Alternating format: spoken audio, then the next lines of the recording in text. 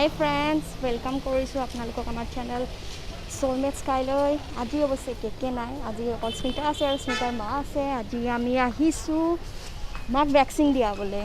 এতিয়া আমি GMCHত আছোঁ, মাক ভেকচিন দিয়াবলৈ। এতিয়া মাক ভেকচিন দিয়াম। আপোনালোকে ভাবিছে চাগে ইমান দেৰি কিয় হ'ল। একচুৱেলি কি হয়, আমি গুৱাহাটীত থাকোঁতো, তো গুৱাহাটীৰ চিটুৱেশ্যন বহুতে বেয়া আছিলে কেইদিনমান আগলৈকে, আপোনালোকে গমেই পায়। তো ভেকচিন যদি ল'বলৈ আহোঁ তেতিয়াহ'লে ক'ভিড লৈ যোৱাৰ নিচিনা হ'ব, আৰু তাৰোপৰি জানেই শ্লট পোৱা কিমান টান। তো আজি আমি মাৰ কাৰণে পালোঁ ভেকচিনৰ শ্লটটো GMCHত। আমি এতিয়া আহিছোঁ, তো আহকচোন কেনেকৈ বাৰু ভেকচিন দিয়া হয়, কেনেকুৱা প্ৰচেছ, আপোনালোকক গোটেই দেখাম। আৰু প্ৰথম কথা, বহুতে কয় ভেকচিন লোৱাৰ পিছত মানে বহুতৰে নিগেটিভ ইফেক্টছ কিছুমান পায়। তো আজি মই ভাবিছোঁ এই ভিডিঅ'টোৰ জৰিয়তে আপোনালোকক সকলোকে দেখাম মানে মোৰ মাৰ কেনেকুৱা ইফেক্ট হয় আৰু ভেকচিন লোৱাৰ পিছত। বহুতে ভয় কৰি আছে ভেকচিন ল'বলৈ, যে এনেকুৱা হ'ব, জ্বৰ হ'ব, গাৰ বিষ হ'ব, বা বহুতৰ কিবা ভয় আছে। তো এই ভিডিঅ'টোত মই আপোনালোকক দেখাম যে মাৰ কেনেকুৱা ইফেক্ট হয়।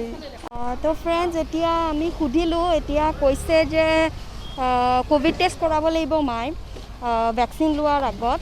তো আজি একচুৱেলি মাৰতো ফাৰ্ষ্ট ড'জ হয়, অৱশ্যে 2টা ড'জৰ আগতে ভেকচিন লোৱাৰ আগতে টেষ্ট কৰা হয়, ক'ভিড টেষ্ট। আৰু এইটো অত্যন্ত প্ৰয়োজনীয়। কোনোবাই বহুতে ভাবে ক'ভিড টেষ্ট কৰাৰ কাৰণে, বহুতে মানে মই পাইছোঁ আৰু মানুহ যে এই ক'ভিড টেষ্ট কৰাব ভয় লাগে, নেযাওঁ, যদি ক'ভিড পজিটিভ ওলাই যায় কি হ'ব। তো ভয় কৰিবলগীয়া একো নাই, আৰু ভেকচিন লোৱাৰ আগত ক'ভিড টেষ্ট কৰাটো মানে অত্যন্ত প্ৰয়োজনীয়। সেইকাৰণে চব চেণ্টাৰতে ভেকচিন লোৱাৰ আগত ক'ভিড টেষ্ট কৰা হয়। তো এতিয়া আমি মাক সোধোঁ, মাৰ কেনেকুৱা লাগিছে। মা, কেনেকুৱা লাগিছে তোমাৰ ভেকচিন লোৱা? ভয় লাগিছে, কেনেকুৱা লাগিছে?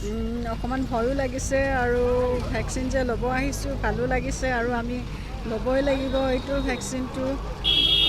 ভেকচিনটো ল'লে আমাৰ নিজৰ কাৰণেই ভাল। আমি অলপ নিজেই ছেফটি হওঁ বা ছেফত থাকোঁ, সেইটোৱে আৰু আহিছোঁ।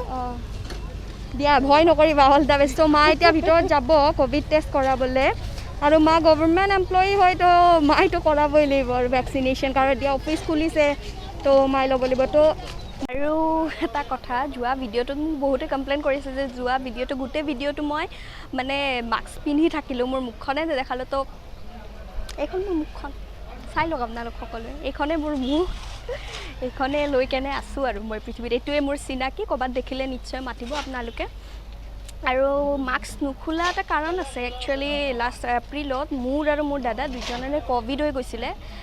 এতিয়া ৰিকভাৰ কৰিলোঁ যেনিবা, কিন্তু সেই 10-15 দিন যি জ্বালা পাইছোঁ, তেতিয়াৰ পৰাতো মই পাৰিলে ৰাতি শুওঁতেও মাস্ক পিন্ধি শুম এনেকুৱা। তথাপিও এতিয়া এটা কৰ্ণাৰ উলিয়াই পেলাই মই মুখখন দেখাইছোঁ আৰু। তো ফ্ৰেণ্ডছ, মই এতিয়া গম পালোঁ যে টেষ্ট কৰোৱাৰ আগতে এনেকুৱা এখন ফৰ্ম দিয়া হয়, যিখন আপোনালোকে ফিল কৰিব লাগে। এইখন ফৰ্ম ফিল আপ কৰাৰ পিছত মাক ক'ভিড টেষ্ট কৰোৱা হ'ব। তো মই ফৰ্মখন ফিল আপ কৰি উঠি পেলাই আপোনালোকক দেখাই আছোঁ বাকী প্ৰচেছটো। তো ফ্ৰেণ্ডছ, এইটো হৈছে ভিতৰৰ গোটেই এৰিয়াটো। ইয়াতে ফৰ্ম জমা দিব লাগে, মোকো আহিব দিছে ইয়ালৈকে, কাৰণ ইয়াতে ফৰ্ম জমা দিব পাৰি। ইয়াৰে পিছত নিশ্চয় মোক যাব নিদিব। এতিয়া মই মাৰ লগত আহিছে, ইয়াৰ মা আগে আগে গৈ আছে ফিমেল কাউণ্টাৰত, মায়ে ফৰ্মটো জমা দিব। তাৰপিছত মাৰ টেষ্ট কৰোৱা হ'ব। তো মাৰ বোলে বহুত ভয় লাগিছে। মা, এইটো কাউণ্টাৰ।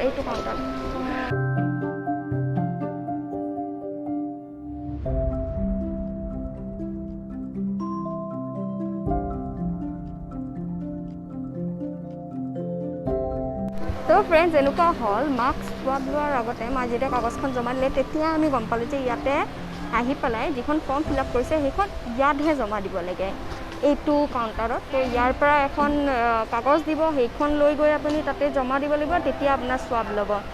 তো এইটো এটা লম্বা প্ৰচেছ বুলিয়ে ক'ব পাৰি। আৰু ইয়াতে চকী টকী পাৰি দিয়া আছে ন, সুবিধাখিনি ভালকৈ কৰিছে চৰকাৰে, গোটেইখিনি আপোনালোকে চাব পাৰে যে ৱেইট কৰিবলৈ ইয়াত ধুনীয়াকৈ চকী পাৰি দিয়া আছে।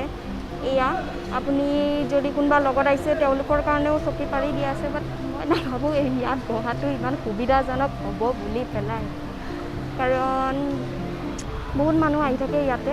সেইকাৰণে তো মই থিয় হৈয়ে যিমান পাৰিছোঁ ছ'চিয়েল ডিষ্টেঞ্চ মেইনটেইন কৰি পেলাই ভিডিঅ' বনাব ট্ৰাই কৰিছোঁ আপোনালোকৰ কাৰণে। আৰু মই থিয় হৈয়ে মাৰ কাৰণেও ৱেইট কৰিম। দিয়ক, মাৰ টেষ্ট কৰাৰ পিছত নেক্সট লগ পাম। মায়ে ৰেজিষ্ট্ৰেশ্যন কৰি আহিলে তো ৰেজিষ্ট্ৰেশ্যন কৰাৰ পিছত মাক এনেকুৱা এখন কাগজ দিছে আগৰ যিখন ফৰ্ম আছিল সেইখন ফৰ্মো আছে আৰু এইখনো দিছে আগৰ ফৰ্মখন চাগে বা ইয়াত জমা দিব লাগিব নে এই দুইখনে জমা দিব লাগে নাজানো এতিয়া অলপ সময় ৰ'ব দিছে তাৰপিছৰ মাৰ স্ৱাব লোৱা হ'ব আহক আমি চাওঁ বাৰু তাৰপিছত কি হয় ৰিজাল্ট কি আহে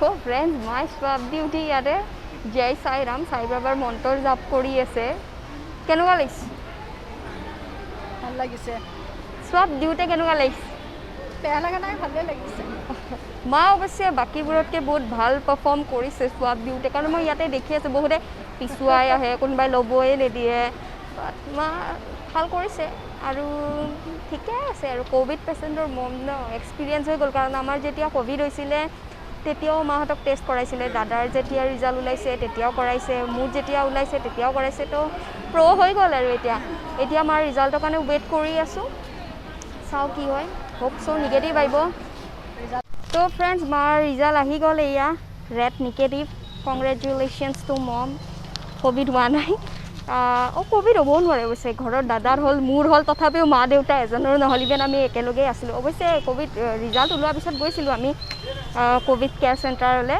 বাট তাৰ আগলৈকে একেলগে আছিলোঁ তো মাৰ ৰিজাল্ট আহি গ'ল এতিয়া মা ভেকচিনেশ্যন ল'ব তো আহক আগৰ ফালে কি আৰু প্ৰচেছ মই আপোনালোকক দেখাই আছোঁ এইটো হৈছে একচুৱেল ভেকচিনেশ্যন চেণ্টাৰ GMCHৰ তো আমি এতিয়া ভিতৰত যাম গৈ মাক ভেকচিনেশ্যন কৰোৱা হ'ব ইয়াৰে ভিতৰত এখন চাগে মাই দিব লাগিব এতিয়া প্ৰচেছটো মই আপোনালোকক দেখাই আছোঁ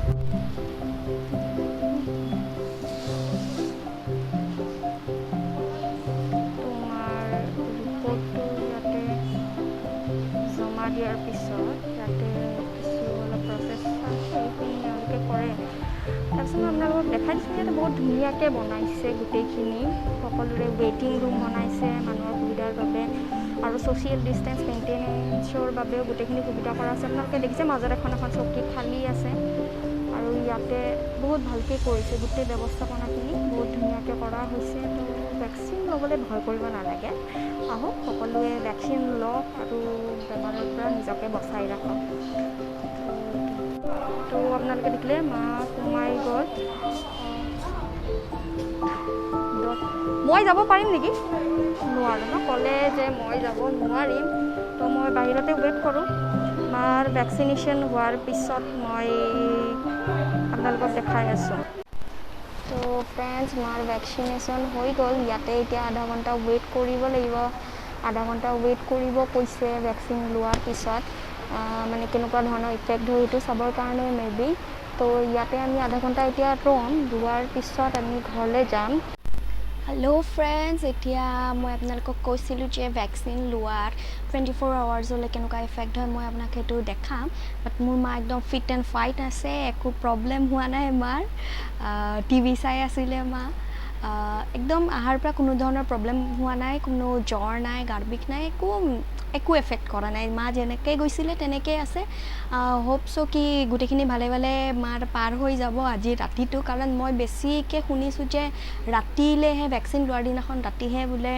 জ্বৰ উঠে বা গাৰ বিষ হয় গধূলিমানৰ পৰা বা ৰাতিলৈকে তো এতিয়ালৈকেতো মাৰ একো হোৱা নাই তো আশা কৰিছোঁ যাতে একো নহয় আপোনালোকে চাই থাকক ভিডিঅ'টো মই নেক্সট আকৌ কালি ৰাতিপুৱা আপোনালোকক লগ পাম বাই বাই তো হেল্ল' ফ্ৰেণ্ডছ গুড মৰ্ণিং হৈ থকা নাই অৱশ্যে এতিয়া অলপমান দেৰি হ'ল তো আমাৰ মাৰ ভেকচিন লোৱা 24 আৱাৰ্ছ পাৰ হৈ গ'ল তো এতিয়া মাৰ পৰা জানিব বিচাৰিছোঁ মাৰ কেনেকুৱা লাগি আছে তোমাৰ গা ভালে আছে মই বৰ্তমান সুস্থ আছোঁ মোৰ একো হোৱা নাই নে মোৰ দুৰ্বল লাগিছে নে যে মোৰ জ্বৰ উঠিছে আৰু নে মোৰ গা বিষাইছে বহুতে কয় যে জ্বৰ উঠে গা বিষ হয় কিন্তু মোৰ তেনেকুৱা একো হোৱা নাই মই সম্পূৰ্ণ সুস্থ আছোঁ আৰু পূৰা ষ্ট্ৰং হৈ আছোঁ তো দেখিলে আপোনালোকে যে মোৰ মা কোনো ধৰণৰ একো ইফেক্ট অহা নাই তেওঁ যেনেকৈ আছিলে তেনেকৈয়ে আছে একদম সুস্থ হৈ আছে তো আপোনালোকেও চিন্তা নকৰিব ভেকচিন লোৱাৰ আগত ইমান নাভাবিব হ'লেও কিছু বস্তু হ'ব পাৰে আপোনালোকৰ অকণমান জ্বৰ হ'ব পাৰে বা অকণমান চৰ্দি